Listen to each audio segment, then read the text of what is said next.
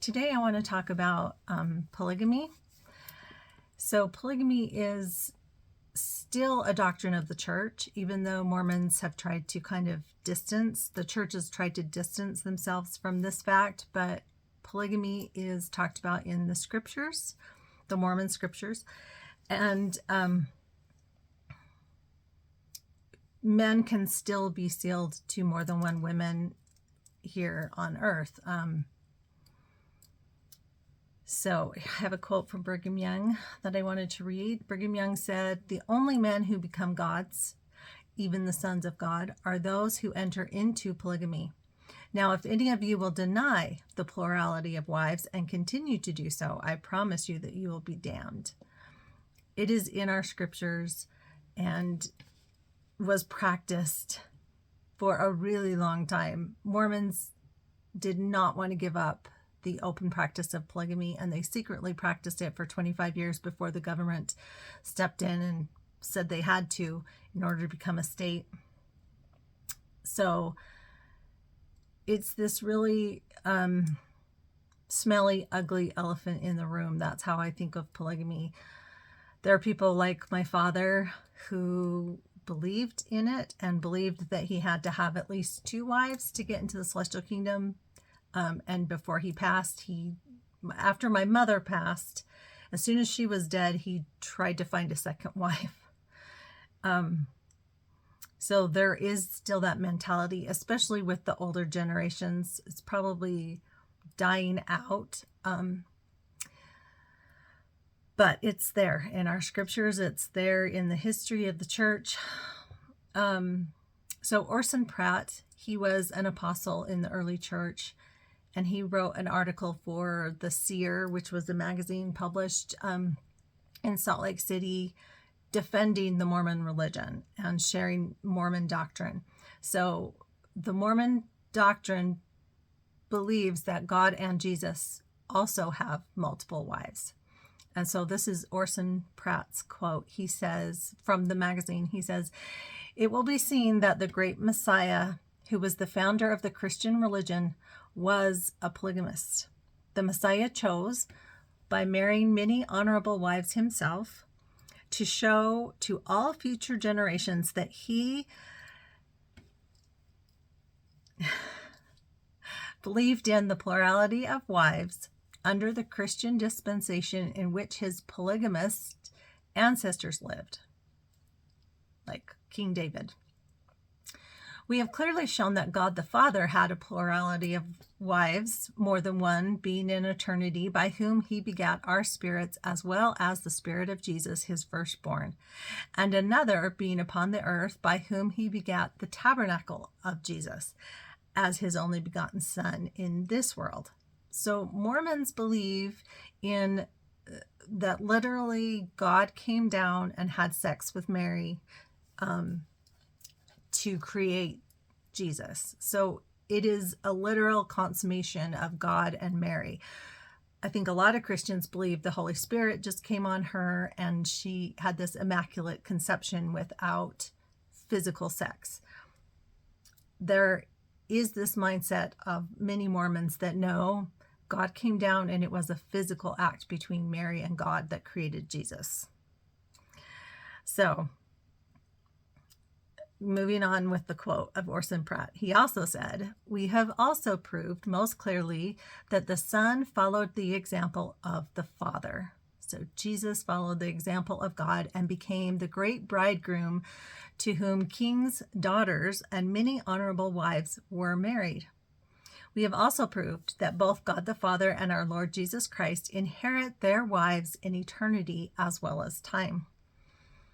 And then would it be so shocking to the modesty of the very pious ladies of Christendom to see that Abraham and his wives, Jacob and his wives, Jesus and his honorable wives, all eating occasionally at the same table, visiting one another and conversing about their numerous children and their kingdoms?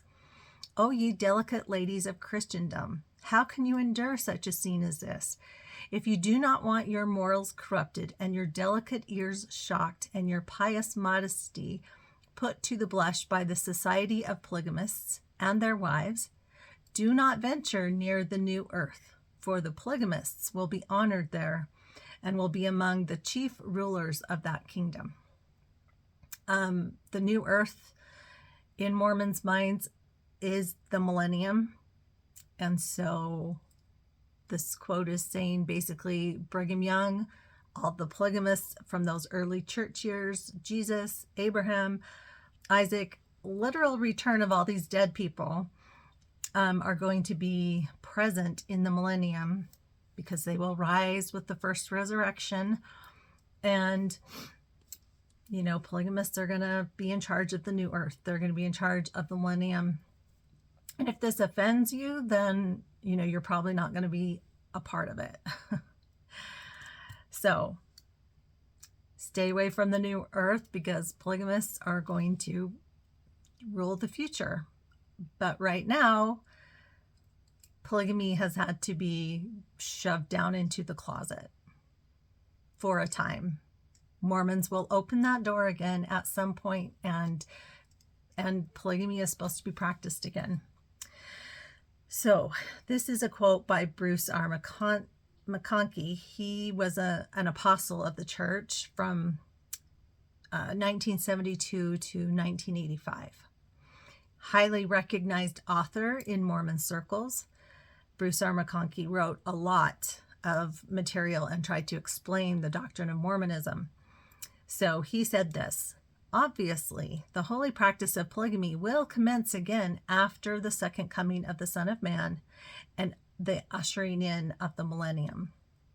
So in the not too distant future, whenever this millennium happens, the practice of polygamy will return for Mormons and will be practiced during Christ's second coming, during the millennium. So in the celestial kingdom, there's the three levels of the highest kingdom of glory. And it's that highest level where polygamy and having multiple wives and being able to have sex and reproduce, that will take place. Only people who make it to the highest level of the highest kingdom can continue to have posterity. So again, women cannot have multiple men partners. Only men can have multiple wives. So in Doctrine and Covenants 132, verses 38 through 40, it reads this, talking about polygamy. David also received many wives and concubines, King David from the Bible, and also Solomon and Moses, my servants. Also, many others of my servants, from the beginning of creation until this time. He's talking to Joseph Smith, trying to convince him to take more wives. And in nothing did they sin, save those things which they received not of me. David's wives and concubines were given unto him by me, by the hand of Nathan my servant and others of the prophets who had the keys of this power. And in none of these things did he sin against me.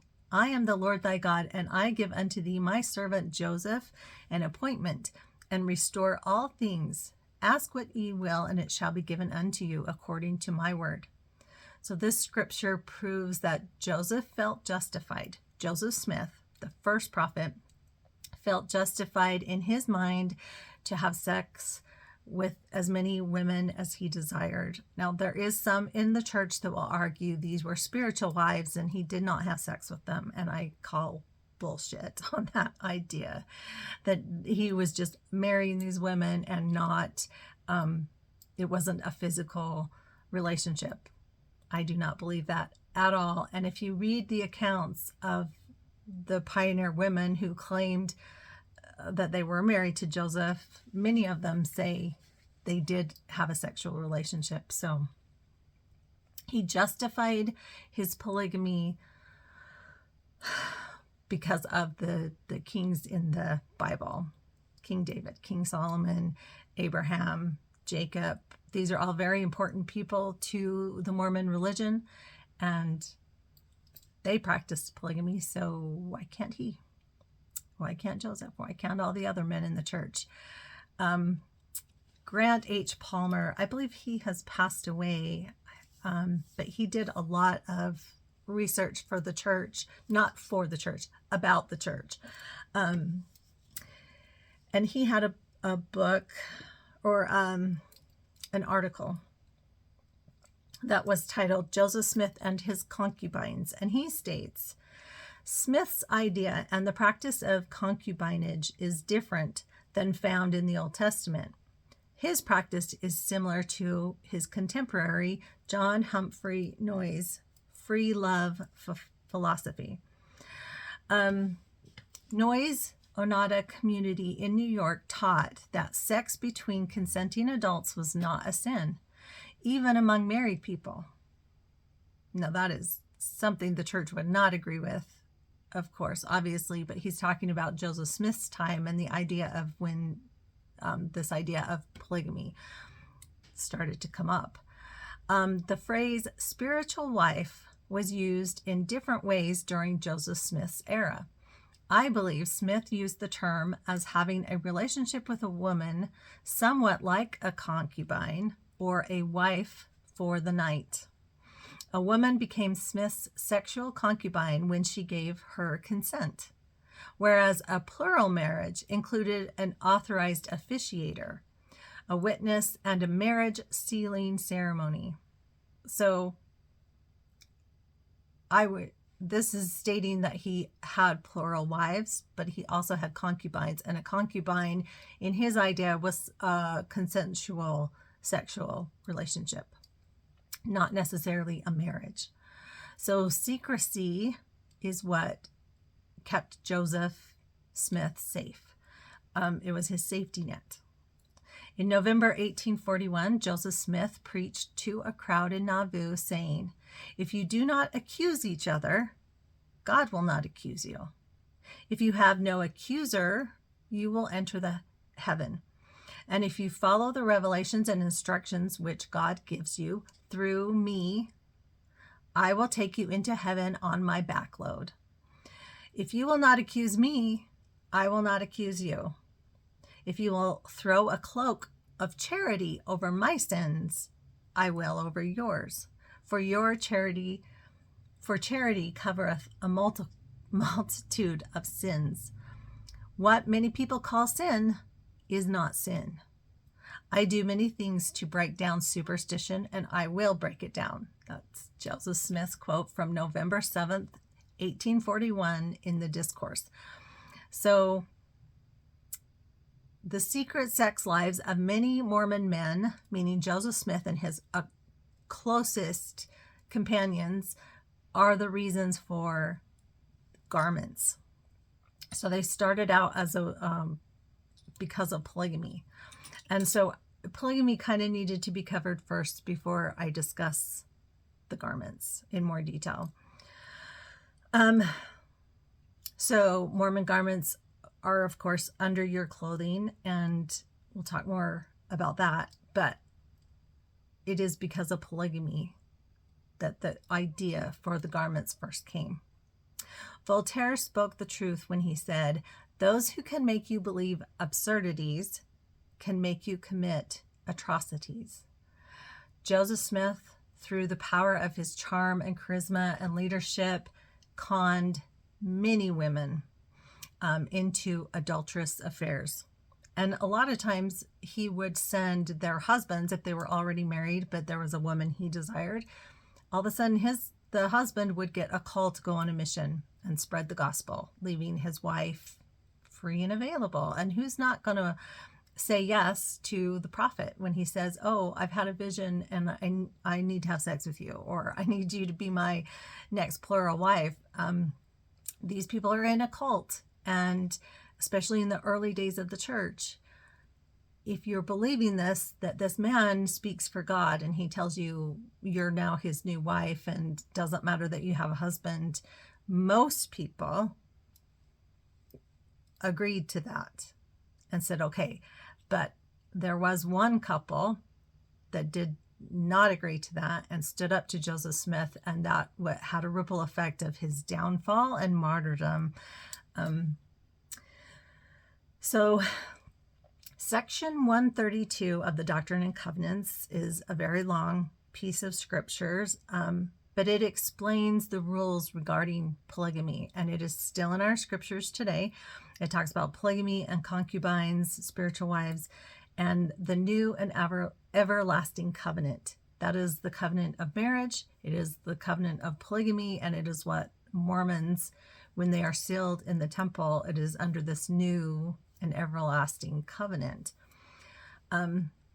So the explanation for polygamy is murky. It's muddied, but I'm going to read a section of it. This is from D&C 132, verses 61 through 63. Again, as pertaining to the law of priesthood, if any man espouse a virgin and desire to espouse another, the first must give her consent. This is a rule Joseph broke constantly. And if he espouse the second, and they are virgins, and have vowed to no other men, then he is justified. He cannot commit adultery if they are given unto him, for he cannot commit adultery with that belongs unto him, and no one else. And if he have 10 virgins given unto him by this law, he cannot commit adultery, for they belong to him, and they are given unto him, therefore he is justified. But if one or either of the 10 virgins, after she is espoused, shall be with another man, she has committed adultery, and shall be destroyed.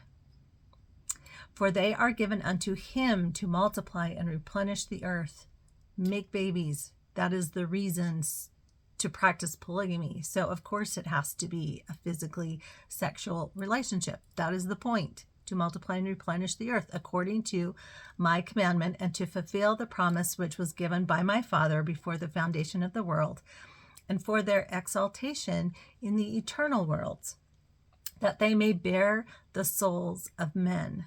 For herein is the work of my Father continued, that he may be glorified. So to say polygamy was just this spiritual practice and there was no actual physical sex is bullshit according to the scriptures. Okay, it was practiced. It was practiced by Joseph Smith and Brigham Young. So, and according to that scripture, Joseph Smith broke those commandments when he took on women who were not virgins and were already committed to another man.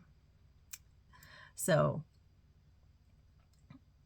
Joseph had at least 11 women for wives who were currently married to other men.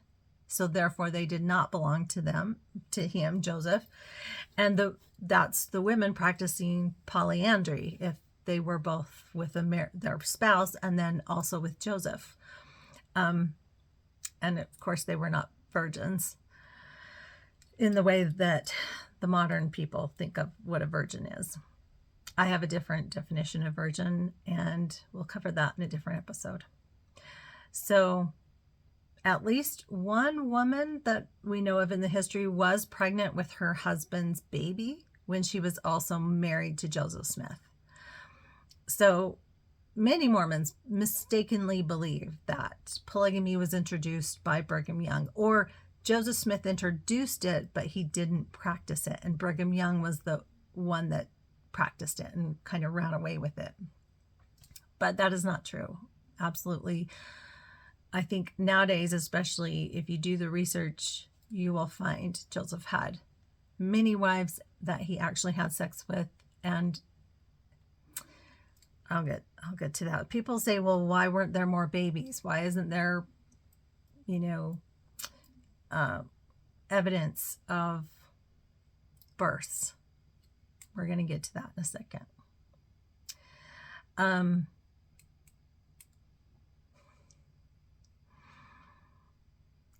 Many of these wives that Joseph took on was without the consent of his first wife, Emma, which again breaks the rules according to the scriptures that I just read.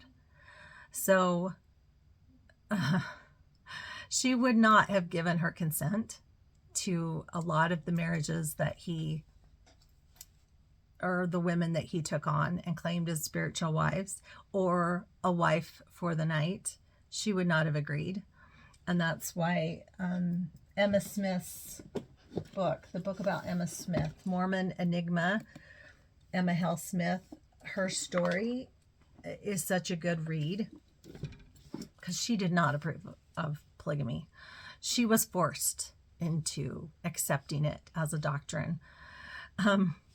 So there's a story of a visitor that came to Nauvoo and asked Emma her opinion about this practice of polygamy.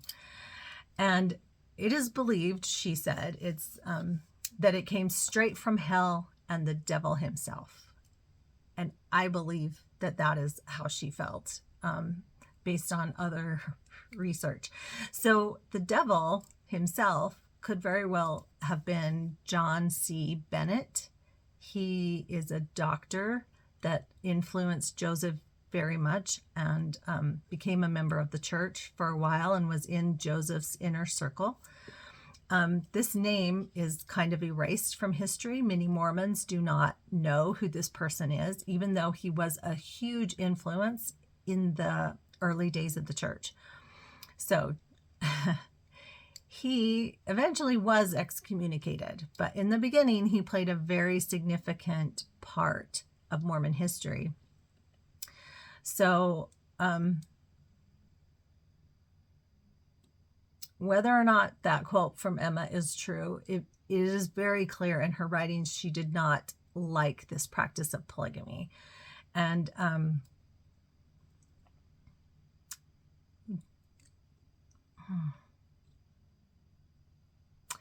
so in the Doctrine and Covenants, there came a revelation. That's how Joseph kept people in line. He would have a revelation from God, and he had a revelation for Emma. And she was basically told to submit and allow her husband to practice polygamy, or God would destroy her. In Doctrine and Covenants, section 132, verse 54, it says, "And I command mine handmaid, Emma Smith, to abide and cleave unto my servant Joseph, and to none else," meaning she cannot practice polyandry, but Joseph can do polygamy, basically whatever the hell he wants. "But if she will not abide by this commandment, she shall be destroyed, saith the Lord. For I am the Lord thy God, and I will destroy her if she abides not in my law." So there is a point in time where she was like, okay, you get to go have sex with all these different women. She's like, I would like to be with somebody else as well. And this is that couple that kind of led to the downfall of Joseph Smith. So I'll get to that story in a minute. In No Man Knows My History, that is also one of the books I would highly recommend. No Man Knows My History by Fawn M. Brody. In chapter 24, she explains this mess of Joseph Smith and his multiple wives, John C. Bennett, and the role that he plays, and this disgusting truth behind polygamy. And this was the first book that I ever read when I started questioning the church. I got it from the library and then had to have it as a personal copy. When you grow up in the church, if you're a convert, this really doesn't apply to you, but when you grow up in the church, the godlike qualities of Joseph Smith are really ingrained and brainwashed into you, thinking that he could do nothing wrong. And so I grew up with the idea that Joseph Smith introduced polygamy but did not practice it. Brigham Young was the one that practiced it. So that blew my mind when I came out and read this book for the first time. I was still Mormon when I read the book, but it quickly dissolved my testimony and opened my eyes to what was going on with the church.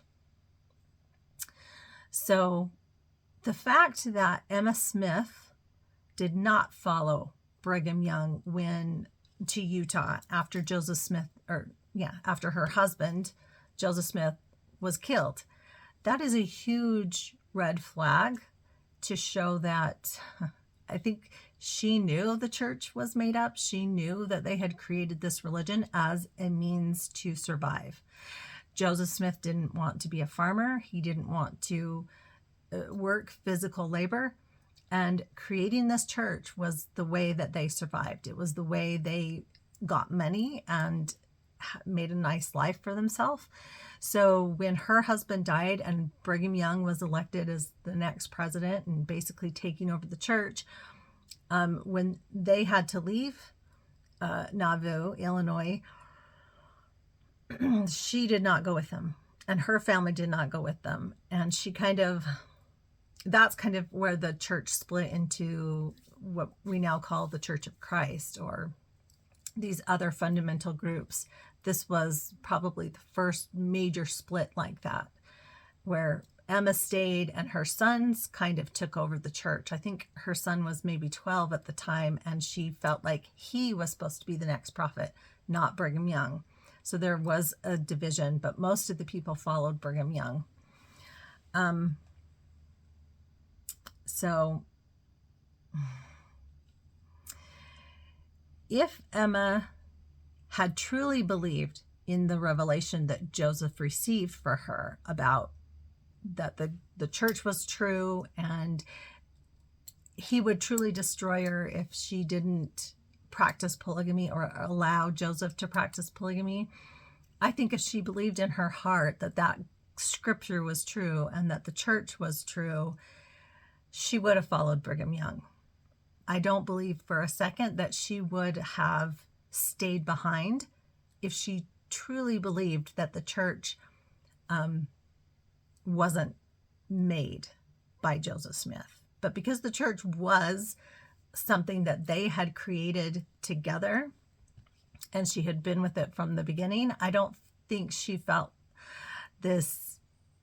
I think it was easy for her to let Brigham Young go because there were some bad feelings between her and Brigham. Brigham did not like Emma Smith at all.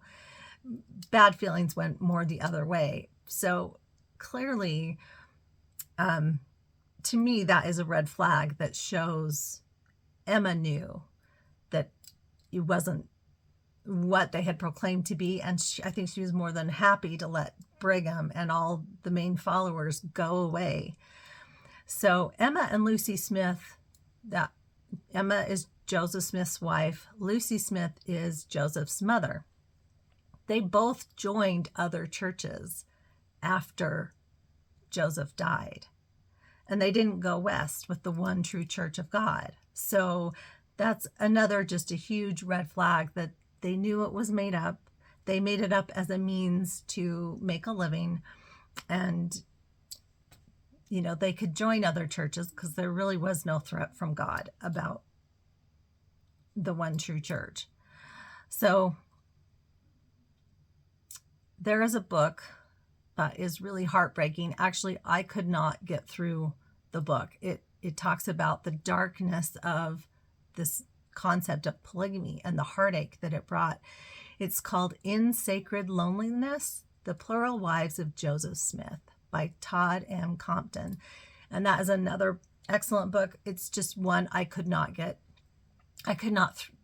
through it. It's a really thick book just because it made me so angry. These women's stories they're heartbreaking.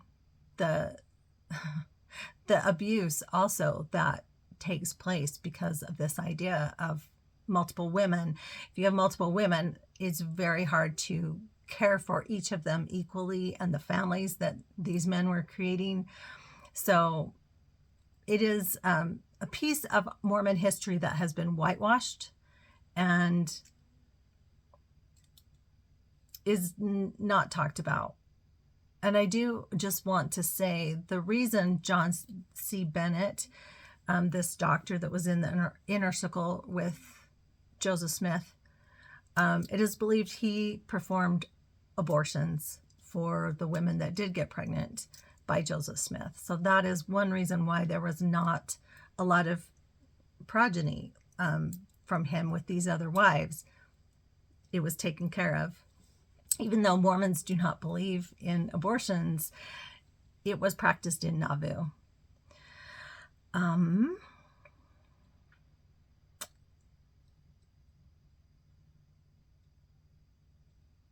There's another quote from Orson Pratt, the apostle.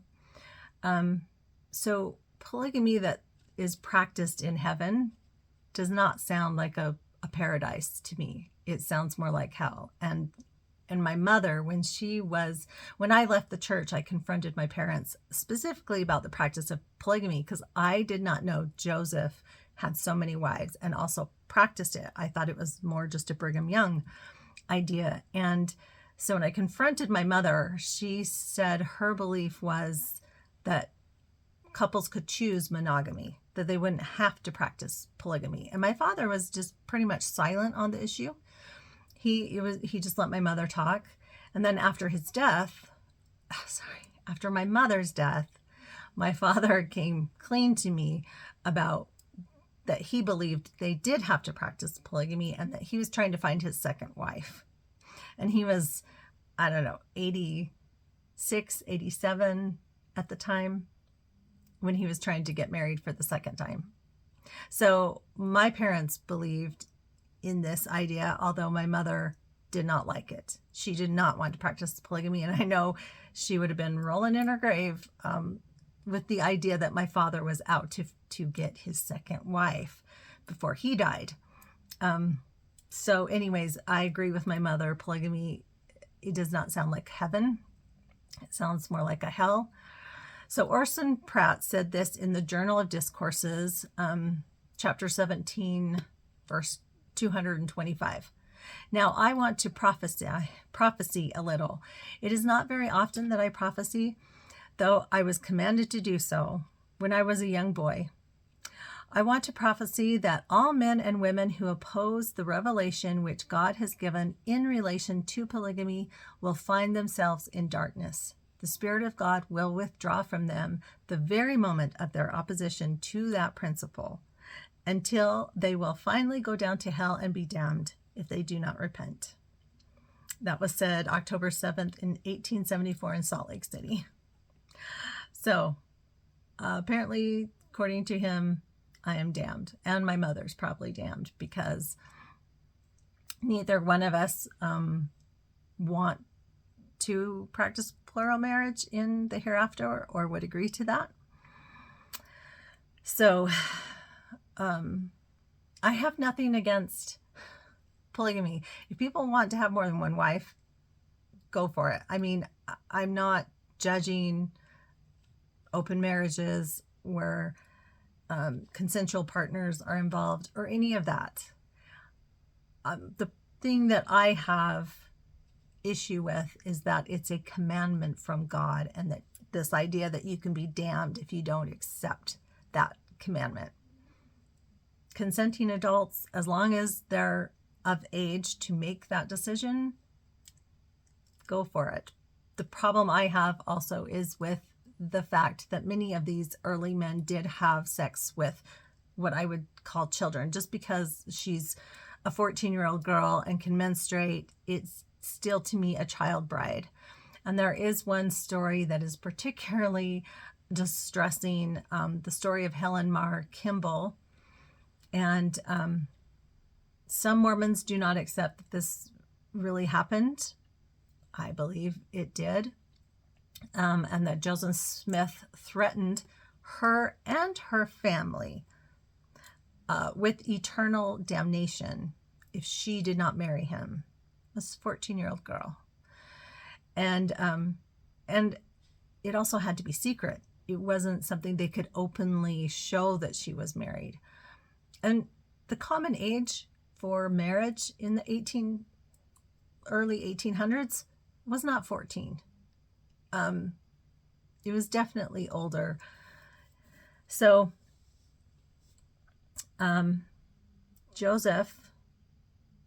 this is Helen. Helen's writing about it as she's an older woman looking back. These are her own words, and she shows the manipulation and the concept of this eternal marriage, how she was brainwashed about it, basically. So this is Helen's words. She said, "Joseph said to me, 'If you take this step, I will ensure your eternal salvation and exaltation of that of your father's household and all of your kindred.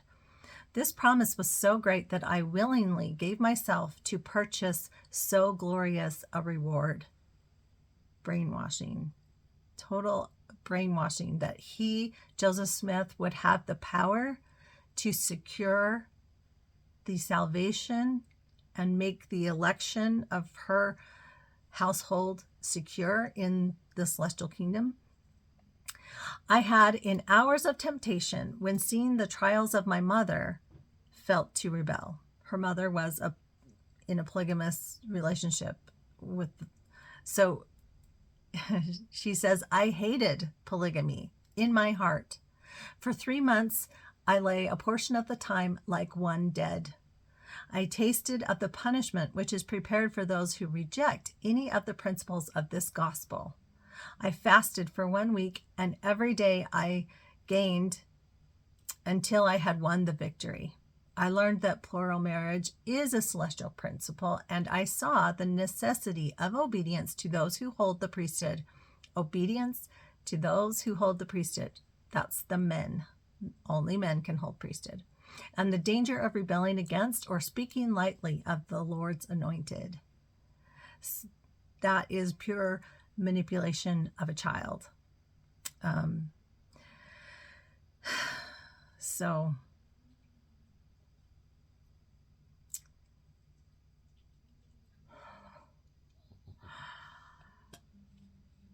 there were a few women who did turn down Joseph Smith. And back to quote Helen, before I move on to that story. Helen also had this to say about her so-called marriage to Joseph. I would never have been sealed to Joseph if I had known it was anything more than ceremony. I was young, and they deceived me by saying the salvation of my family depended on it. This is from the book Mormon Polygamy, a History, page 53. So manipulation, deception, and lies are the legacy that polygamy has given to the church. Warren Jeffs, polygamist, in jail right now. Joseph Smith is no different than Warren Jeffs. To me, these men, they're the same. One is modern day, one is just the founder of our church. So polygamy is ultimately what got Joseph thrown in Carthage jail, which sealed his fate and led to the downfall. So he asked for William Law's wife, Jane Law.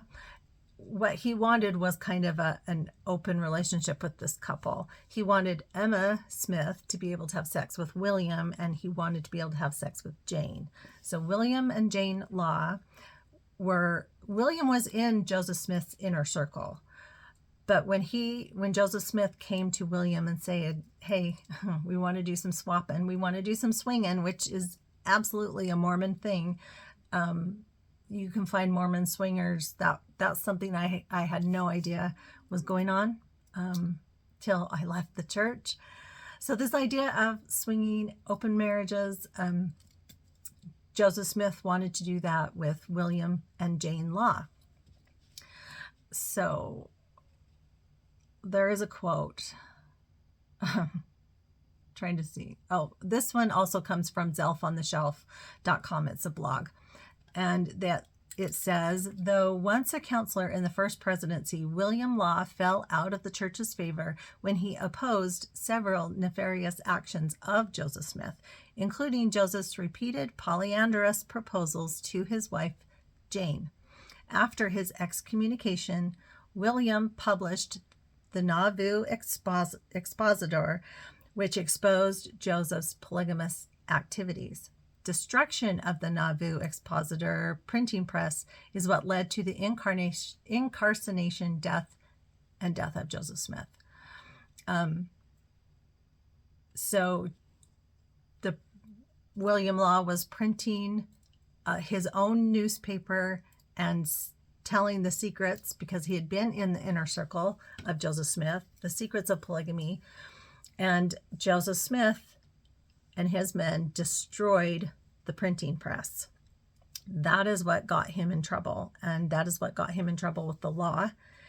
And so he ends up in jail, and of course, that is a whole rabbit hole to go down about his martyrdom. I believe it was murder, specifically planned by Brigham Young to take control of the church. And so I might post some links of, there's someone who's done some really good research on that, and I think I will post a link to that in the description if I can still find it, about where that idea that Brigham Young was involved in the shooting death of Joseph Smith. Polygamy is not faith promoting. Polygamy is, like I said at the beginning, the stinky, dirty elephant in the room of Mormonism. And because the celestial kingdom is the goal of every Mormon family, Mormon couple, because you go to the celestial kingdom as a family, right? Parents are sealed, their children are sealed to them. That is why there is such grief and sorrow when somebody breaks away, because they have this idea that the family is bonded and sealed together and going to stay that way for eternity. And if somebody chooses not to, that leaves an empty chair in that family. And there's always this hope, right, that people will come back, and because you can't be together forever if you don't, follow all the rules, and it just leaves a hole in the family for those that leave the church. And I grew up believing that once the leaders had spoken, the thinking was done, and you obey at all costs. So the reason I'm planning this foundation before I tell my story about leaving the church, I just think it's really important to understand the fear that is installed, the fear that you're going to separate yourself from this eternal family and, in a sense, be damned into one of these lower kingdoms. Fear is what binds us more than fear and obedience, and the risk of losing your family forever. You're in Satan's power and control if you leave the church. So it takes a lot. It's not a decision you make lightly to leave the church. And it was a very hard thing for me to do. So basically that sums up everything I wanted to share about polygamy. And next time we'll dive into the Mormon underwear. I'm just going to do a little PS about the Mormon rituals. If you watch that video before this one, it wasn't clear when I said signs and tokens and passwords. So passwords are basically the names that you have to give. Your new name, the names of each sign and token have a name, right? The first token of the Aaronic priesthood, that's a name. And so signs are like things that you have to do. Raise your hand to the square, put your hand forward in cupping motion, then do it this way. It's just gestures. Those are the signs that you're going to do with each token. The last token that you give as you go through the veil is a really long statement that I had memorized at one time, but quickly let go of after I left the church because it's meaningless to me. The other part that I didn't mention in the true order of prayer is when we are in that circle, before we grab hands with each other, we make all the secret signs in the order of their importance in the circle. And then we grab hands and veil our faces, grab hands, and repeat the prayer. Just a couple little things I left out. Okay. Yeah, I'm going to leave polygamy, the topic of polygamy, and I'll put some links to the rabbit hole of this idea that Joseph Smith was actually murdered by Brigham Young and other people in the church, that it was an inside job. And if people want to go down that rabbit hole, they can. Okay, thanks for listening. Talk to you next time.